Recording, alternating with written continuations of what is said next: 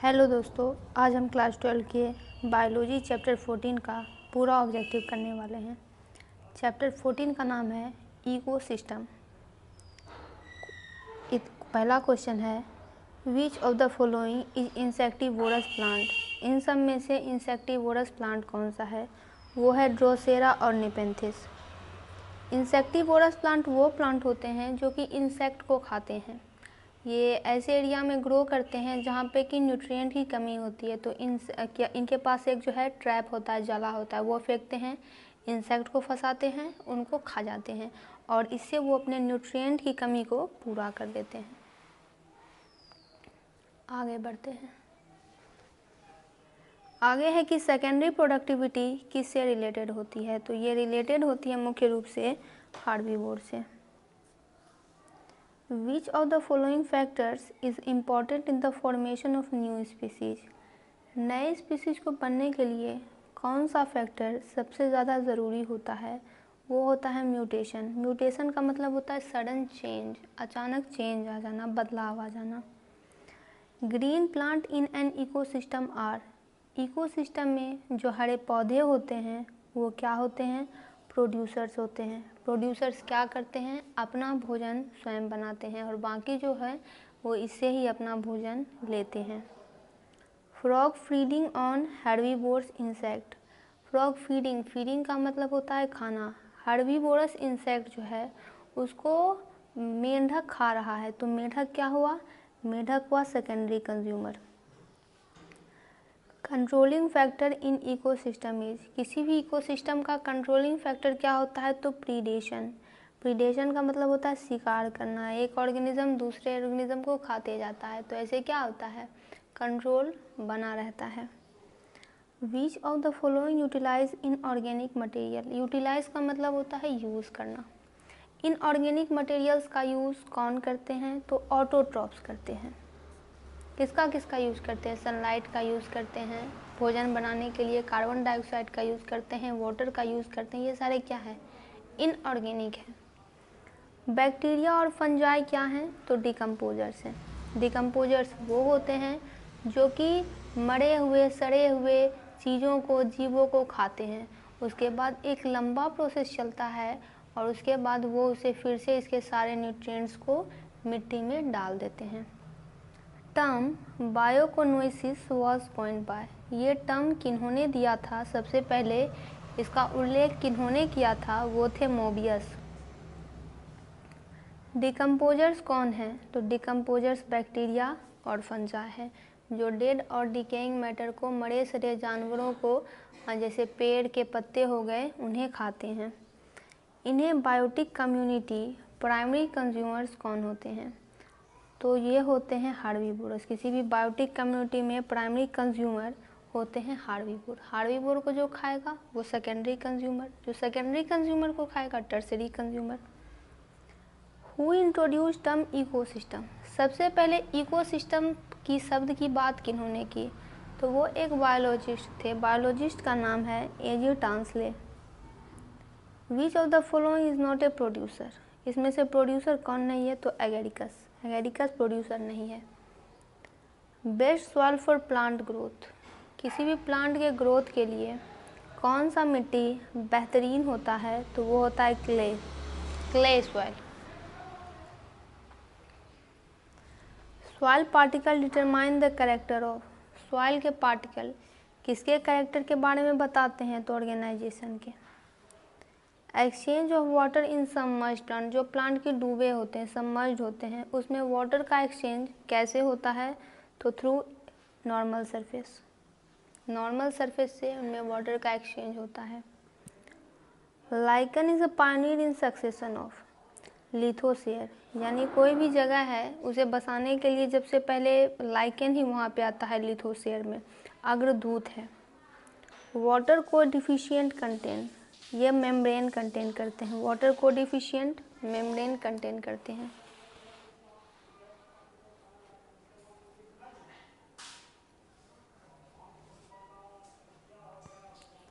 Xerophyte contain. Xerophyte क्या क्या contain करते हैं? तो जो जीरोफाइट प्लांट होंगे उनके रूट डीप होंगे, स्टोमाटा धसे हुए होते हैं और उनके क्यूटिकल मोटे होते हैं। All of this. Root hair absent in, root hair किस में प्रेजेंट नहीं होता है, तो मीसोफाइट में। During food chain the maximum energy is stored in, food chain में मैक्सिमम एनर्जी किस में स्टोर होता है, तो प्रोड्यूसर में। Average efficiency of energy transfer from हार्वीवोर टू कार्निवोर लेवल, यानी कितना हार्वीवोर से लेकर कार्निवोर तक में कितना एनर्जी का ट्रांसफ़र होता है, तो सिर्फ 10% एनर्जी ही ट्रांसफ़र होती है। क्यों? क्योंकि जो बाकी एनर्जी बचती है वो खुद के मेटाबॉलिज्म को पूरा करने के लिए करते हैं, जैसे न्यूट्रिशन हो गया, रिस्पायरेशन हो गया, और भी बहुत सारे लाइफ प्रोसेस होते हैं, उन्हीं को पूरा करने के लिए वो बाकी एनर्जी का यूज करते हैं। Ecological pyramid were first devised by, ecological pyramid सबसे पहले किन्होंने बनाया था, तो चार्ल्स एल्टन ने। In the phosphorus cycle weathering makes phosphate available first to, phosphorus cycle में जब वेदरिंग होती है तो फॉस्फेट सबसे पहले किसके लिए अवेलेबल हो जाते हैं, तो प्रोड्यूसर्स के लिए।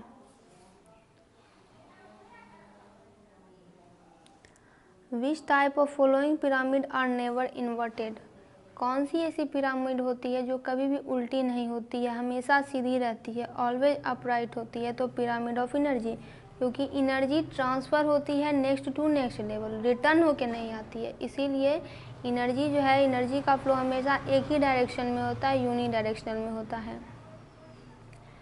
बायोस्फीयर का मतलब क्या है, इसका मतलब होता है एटमॉस्फेयर, लिथोस्फीयर और हाइड्रोस्फीयर। डिकम्पोजर्स कौन होते हैं, डिकम्पोजर्स होते हैं हेटरोट्रॉफ्स। लार्जेस्ट इकोसिस्टम कौन होता है, तो marine ecosystem. What will happen when fertiliser is added to fresh water pond, हम किसी अगर फ्रेश वाटर पॉन्ड में फर्टिलाइज़र ऐड कर दें तो फर्टिलाइज़र क्या करता है, न्यूट्रिएंट को बढ़ा देता है, तो इससे यूट्रोफिकेशन हो जाएगी। Main source of energy in ecosystem, ecosystem में लगभग सभी इकोसिस्टम में एनर्जी का मेन स्रोत सन ही होता है, लेकिन कुछ कुछ में कहानी थोड़ी अलग होती है, लेकिन मेन सोर्स आपसे पूछा जा रहा है तो यहाँ पे सन ही होगा। Flow of energy in food chain of ecosystem, किसी भी इकोसिस्टम में एनर्जी का फ्लो कैसे होता है, तो यूनी डायरेक्शनल होता है, यानी एक ही डायरेक्शन में होता है। लोकस्ट क्या है, तो लोकस्ट प्राइमरी कंज्यूमर है। How much amount of carbon is fixed in the biosphere, biosphere में कितने अमाउंट ऑफ कार्बन फिक्स है, तो 4 × 10⁻13 kg।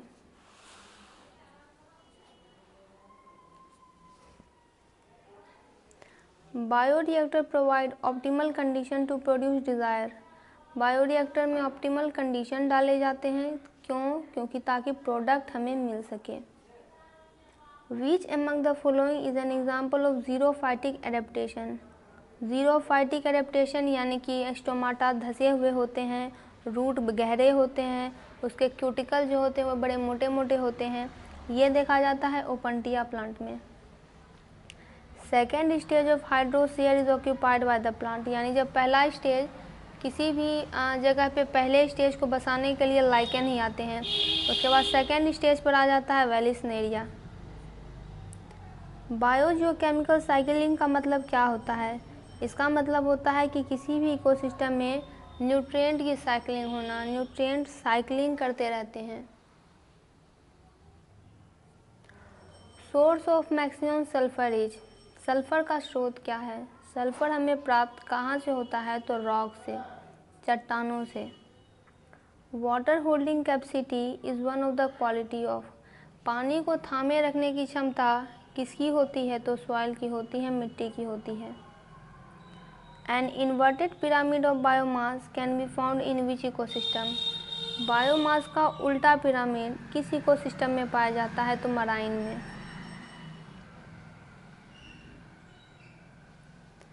Which of the following is not a producer, इन सब में से प्रोड्यूसर कौन नहीं है, तो एगेरिकस। पिरामिड ऑफ नंबर कैसा रहेगा, तो या तो कभी ये अपराइट होता है, कभी सीधा होता है, कभी उल्टा रहता है। Climax community is present in which area, किस एरिया में क्लाइमेट कम्युनिटी प्रेजेंट होते हैं, या फिर आप कहें किस कंडीशन में, तो ये हमेशा इक्विलिब्रियम में ही रहता है, संतुलन में ही रहता है। Edaphic factor refers to, edaphic का मतलब होता है सॉइल यानी मृदा, मिट्टी। Tiger is a consumer of, यानी टाइगर किस नंबर का कंज्यूमर है, तो ये सेकेंडरी कंज्यूमर की श्रेणी में आता है। दोस्तों, इसका पूरा ऑब्जेक्टिव कंप्लीट हुआ।